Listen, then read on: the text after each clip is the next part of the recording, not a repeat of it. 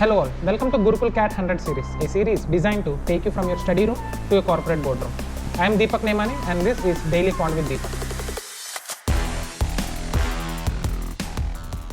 Hi all, welcome back to day 85 of 100 days to CAT-1 series. In this video, we will be discussing 5 questions from quantitative aptitude. So whenever a question is displayed on the screen, pause the video, try solving that question. Once you're done solving, you can resume the video.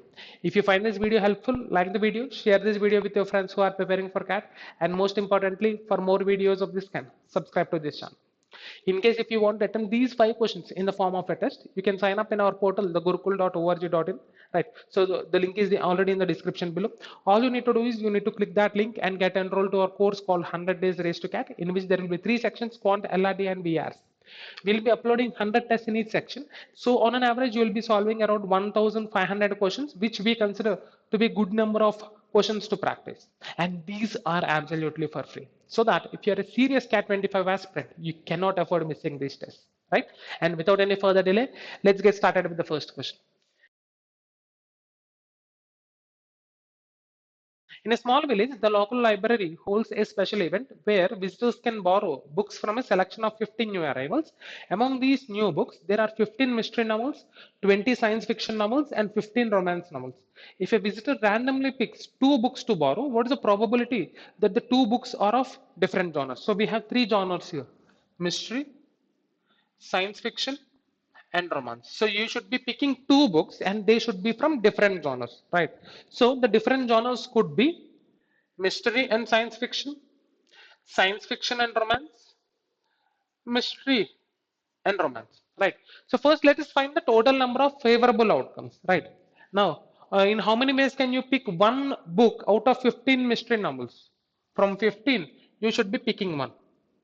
15C1 into, and means into now you should be picking a science fiction novel, right? So you should be picking one book out of 20. So that could be done in 20C1 ways, or means plus, right? Now the second case, science fiction and romance novels, right? So science fiction, you have 20. So from these 20, you should be picking one. That could be done in 20C1 ways into. Romance, you have 15 novels. From these 15, you should be picking one. So 15C1. Or the third case, so plus, right? Mystery novels, from 15 you should be choosing one, so 15C1 into romance 15, so 15 you should be picking one, 15C1. Done. Now these are the total number of outcomes. Now let's find the value. 15C1 is 15, 15 into 20 is 300, plus 20 into 15 again 300, plus 15 into 15 225. So 600 plus 225, 825 is the total number of favorable outcomes. So the total number of ways of picking 2 books that are of different genres, right? Now total number of ways, so what should come in the bottom? The total number of outcomes. What is total number of outcomes? Picking 2 books out of all the 50 books, right? So in how many ways could we do that? From 50 you are picking 2, 50C2. So this becomes what? 825 by 50 into 49 by 2 into 2.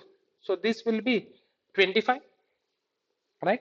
Now 25 3s 75, 7 again 3s 75. So what do we have? 33 by 49. Hence option C becomes the answer to this question. Now coming to the second question. Vijay bought some pens for rupees 540. He lost 2 pens. Then he sold each of the remaining pens at rupees 6 more than the cost price. Now on the whole transaction, Vijay gained 10% on his outlay. How many pens did Vijay buy? Right. Now let me consider Vijay bought X pens for 540 rupees. Right. Now he lost 2 pens. So he'll be now left with X minus 2 pens. Done. Right. Now, since he has lost 2 pens, he sold each of the remaining pens at rupees 6 more than the cost price.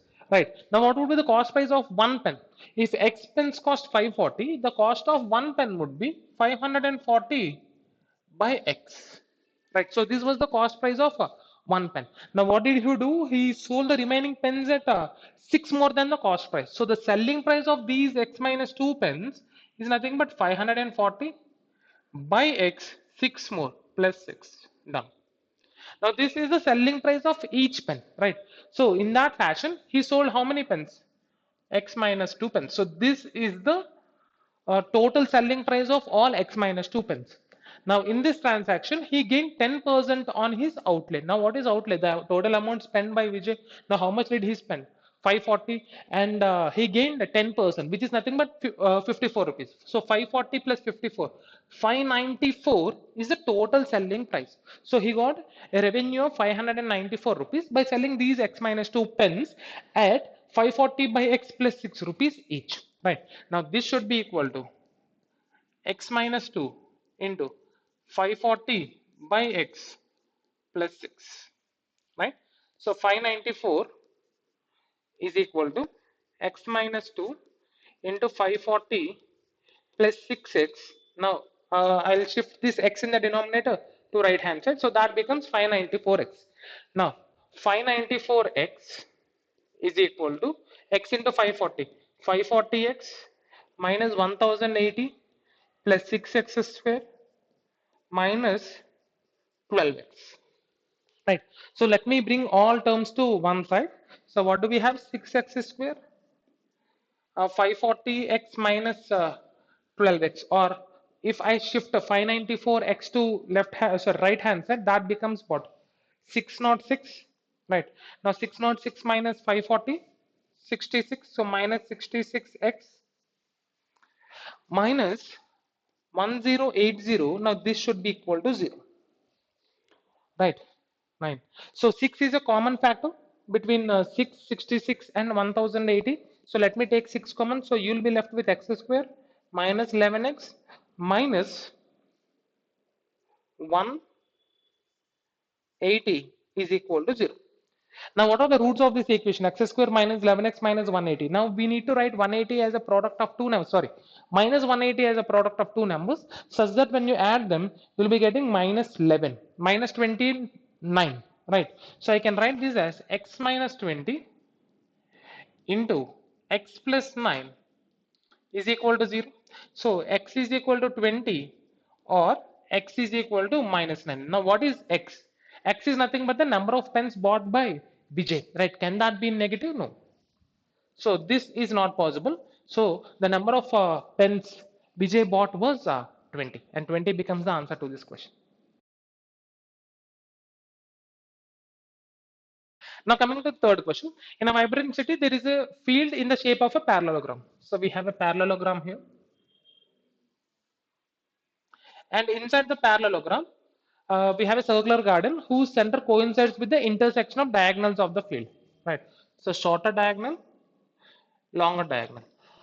In a parallelogram, the diagonals are of different lengths, but they bisect each other. Now, what do you mean by bisecting each other? Now, this diagonal divides the smaller diagonal into two equal parts, and at the same time, the smaller diagonal divides the longer diagonal into two equal parts. So, this becomes midpoint to both the diagonals, right? The coordinates of three corners of the field are labeled as A, B, C and are given as 8, 12. Now, this is 8, 12. Now, this is 10, 16. This is 4 comma 15 respectively. Find the distance between the center of the circle and the fourth vertex. Now we are asked to find the length of this part, which is also equal to length of this part. So if we can somehow manage to find the coordinates of the midpoint, right, then we can find this distance, and that becomes the answer to this question. Right.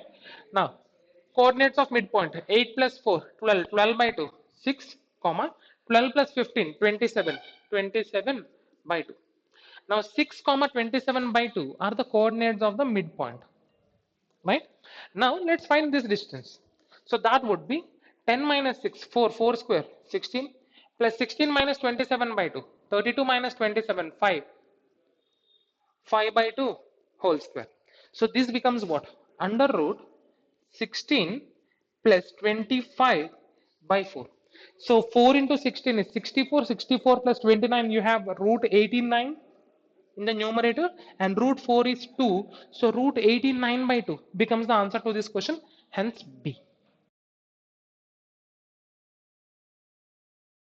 Now coming to the fourth question. A train travels at a certain speed for 30 minutes. After that, due to a malfunction, it travels at two-thirds of the original speed and reaches its destination 1 hour 30 minutes late. Had the malfunction happened after traveling another 60 kilometers, it would have been only 1 hour late. Find the initial speed of the train. Right. Now let's try solving this question using logic. Right. That's the simplest way of answering this question. Right. Now a train travels at a certain speed for 30 minutes.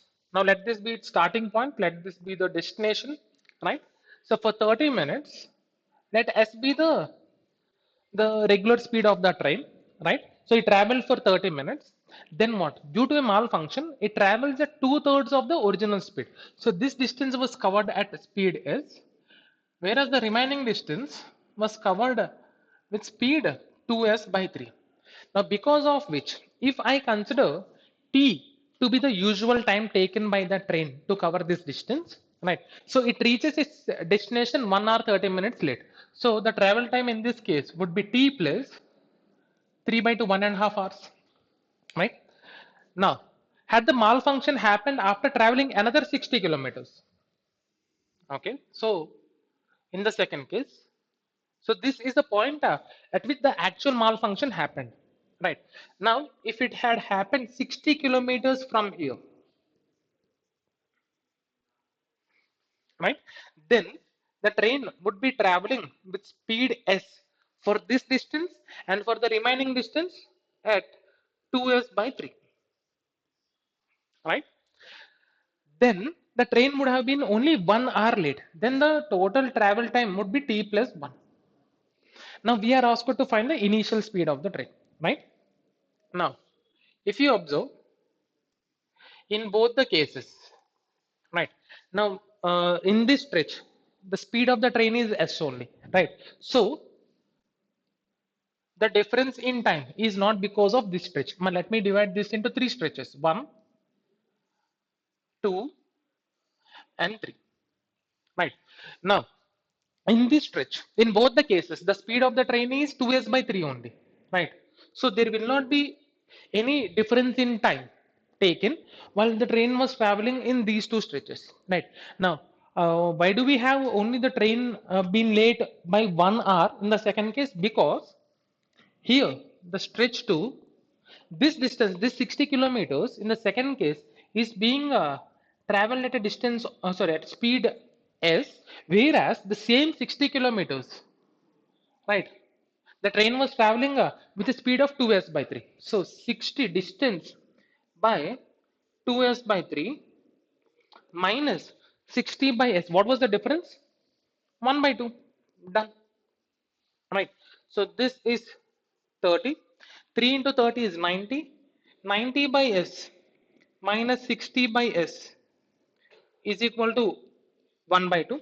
30 by s is equal to 1 by 2, or s is equal to 30 into 2. 60 kilometers per hour should be the answer to this question. Hence, option A. Now coming to the last question.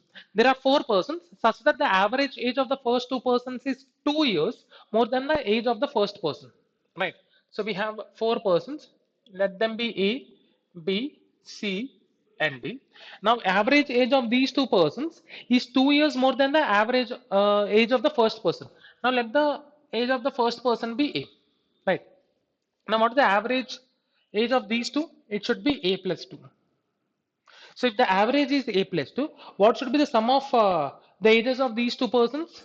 A plus 2 into 2, which is nothing but 2A plus 4. Now sum of the ages should be 2A plus 4.